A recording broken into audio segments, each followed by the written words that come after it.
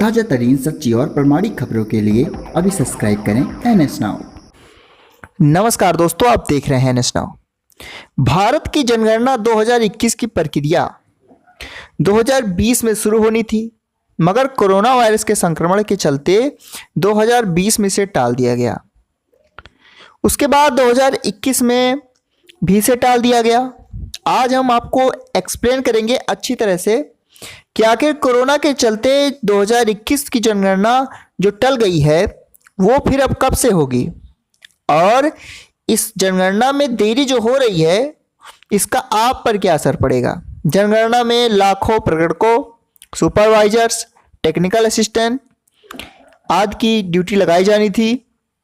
जनगणना कब से शुरू होनी थी इसके बारे में आपको बताएंगे, और इस देरी का सार्वजनिक वितरण प्रणाली पर क्या असर पड़ेगा इसके बारे में आपको बताएंगे। सरकार जनगणना का दायरा खुद बढ़ा सकती है या नहीं बढ़ा सकती है, और जनगणना की देरी से कौन सी योजनाओं पर असर पड़ेगा, और आखिर में जनगणना कब शुरू होगी इसके बारे में आपको बताएंगे।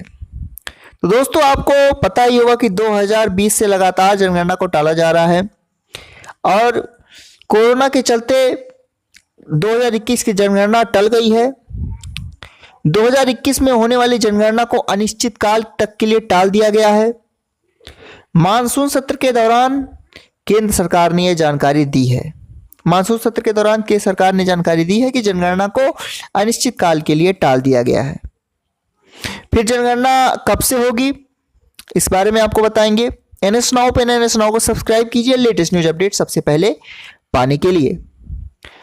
तो कोरोना के चलते अब तक इसकी शुरुआत भी नहीं हो सकी है। प्रशिक्षण होने थे, कुछ प्रशिक्षण हुए थे, बाकी अब तक नहीं हुए हैं।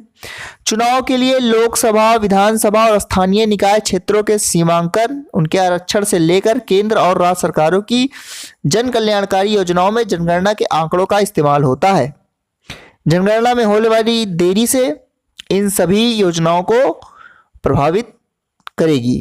2021 की जनगणना कब शुरू हो सकती है, इसमें होने वाली देरी से आम लोग पर क्या असर पड़ेगा, सरकार की योजनाओं पर इसका क्या असर होगा, देश में जनगणना कब से हो रही है, इसमें बदलाव क्या हुए हैं, आइए आपको बताते हैं। तो वीडियो को पूरा देखिएगा। खबर अच्छी लगी वीडियो को लाइक कीजिएगा। NS नाउ को सब्सक्राइब नहीं किया तो सब्सक्राइब भी कर लीजिएगा। अब बात करते हैं कि जनगणना कब से शुरू होनी थी। 28 मार्च 2019 को केंद्र सरकार ने गजट नोटिफिकेशन जारी करके 2021 की जनगणना करने की जानकारी दी थी।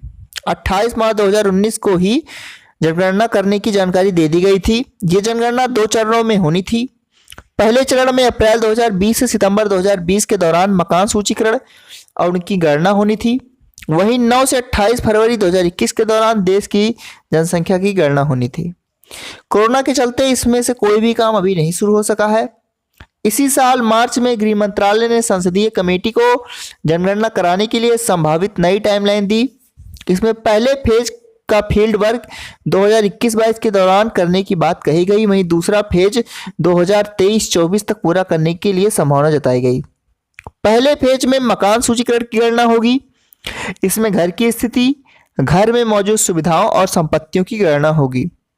दूसरे फेज में जनसंख्या की गणना के दौरान जनसांख्यिकी, धर्म, अनुसूचित जाति और जनजाति यानी SC ST, भाषा, लिटरेसी रेट, एजुकेशन, आर्थिक गतिविधि, माइग्रेशन आदि की गणना होगी। इसके साथ ही गृह मंत्रालय ने कहा है कि जनसंख्या का प्रोविजनल डेटा अगले लोकसभा चुनाव से पहले 2023-24 में ही रिलीज कर दिया जाएगा। अब मानसून सत्र में सरकार ने कहा है कि इसे कब से शुरू किया जाएगा ये तय नहीं है। अब आपको बताते हैं इस देरी से, जो जनगणना में देरी हो रही है, उसका सार्वजनिक वितरण प्रणाली पर क्या असर पड़ेगा। सरकार जो योजनाएं बनाती है उसे लागू करती है, उसमें जनगणना का अहम रोल होता है। जैसे 2011 की जनगणना के मुताबिक देश की कुल आबादी 121 करोड़ है।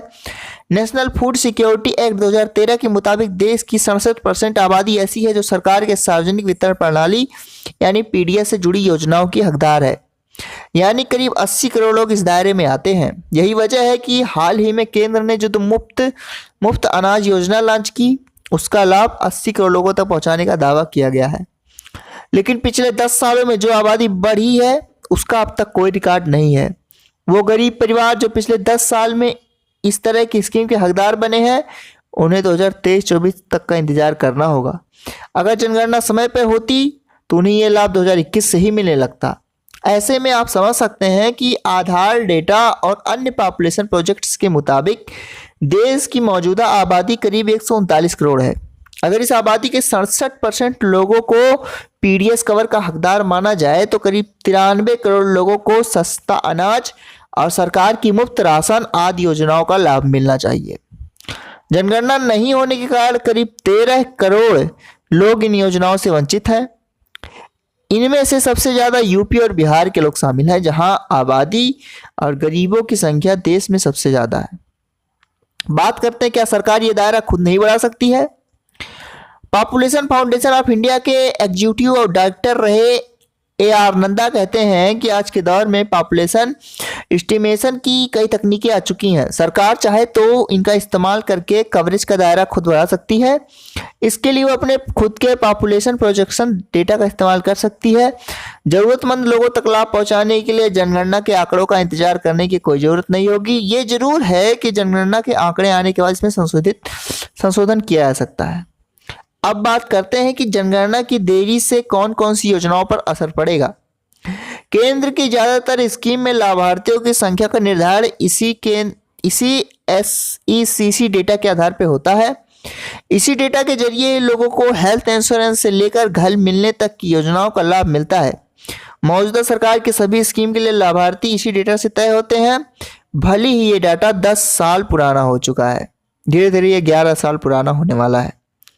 तो ये थी हमारी खबर में हमने आपको बताया कि जनगणना में देरी से किन योजनाओं पर असर पड़ेगा, सरकार खुद इसका दायरा बढ़ा सकती है लाभ का दायरा कि नहीं, इस देरी का सार्वजनिक वितरण प्रणाली पर क्या असर पड़ेगा, और साथ ही हमने ये बताया कि 2023-24 तक जनगणना का प्रोविजनल डेटा रिलीज कर दिया जाएगा। इसके साथ ही 2021-22 में पहला फेज का काम होगा, वहीं दूसरे फेज का काम 2023-24 तक पूरा किए जाने की संभावना बताई गई। इस फेज में क्या क्या काम होंगे इसके बारे में हमने आपको बताया। साथ ही हमने पूरी तरीके से एक्सप्लेन कर दिया कि कोरोना के चलते जो 2021 की जनगणना टली है, इसमें देरी हो रही है, उसका आप पे क्या असर पड़ेगा। वीडियो अच्छी लगी वीडियो को लाइक कीजिए, चैनल को सब्सक्राइब कीजिए, लेटेस्ट न्यूज अपडेट सबसे पहले पाने के लिए बेल आइकन को प्रेस कीजिए। तब मिलेंगे अगली खबर में, तब तक के लिए जय हिंद जय भारत।